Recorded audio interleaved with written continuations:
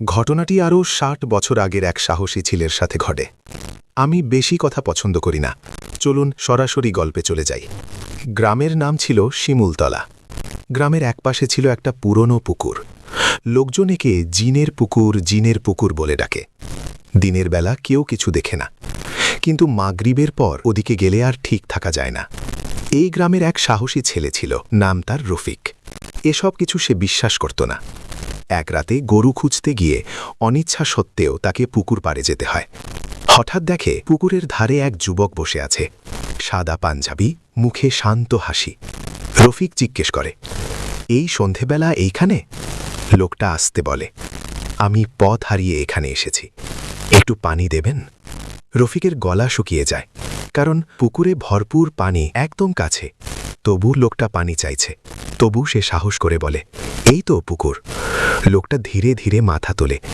চাঁদের আলোয় রফিক দেখে তার চোখ নেই, দুইটা কালো গর্ত। লোকটা এবার হাসে, কিন্তু মুখ এবং কান ছিঁড়ে যায়। বলল, ওটা আমার না। কণ্ঠটা এবার গম্ভীর। চারপাশ হঠাৎ ঠান্ডা হয়ে যায়, পুকুরের পানি টলমল করে ওঠে। রফিক দৌড়াতে যায়, কিন্তু পা নড়ে না। লোকটা দাঁড়িয়ে যায়। এখন সে আর মানুষ না, পা দুটো উল্টো, মাটিতে ছায়া নেই। সে ফিসফিস করে বলে, ৩ রাত ধরে তোকে দেখছি, আজ তুই আমার। ঠিক তখন দূর থেকে ভেসে আসে আজানের ধ্বনি। লোকটা হঠাৎ পিছু হটে, চিৎকার করে বলে, ফজরের আগে আবার আসব। এক ঝাপটায় সে পুকুরে পড়ে যায়। পানি ছিটকে ওঠে, তারপর সব শান্ত। রফিক অজ্ঞান হয়ে পড়ে। পরদিন সকালে তাকে পুকুর পাড়ে পাওয়া যায়, মুখ সাদা, চোখ ফাঁকা। সে শুধু একটাই কথা বলে, ও মানুষ না, ও জিন।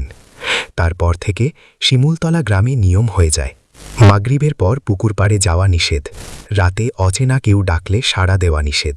কিন্তু আজও পূর্ণিমার রাতে পুকুরের ধারে কেউ বসে থাকে, সাদা পাঞ্জাবি পরে, আর ফিস ফিস করে বলে, একটু পানি দেবেন?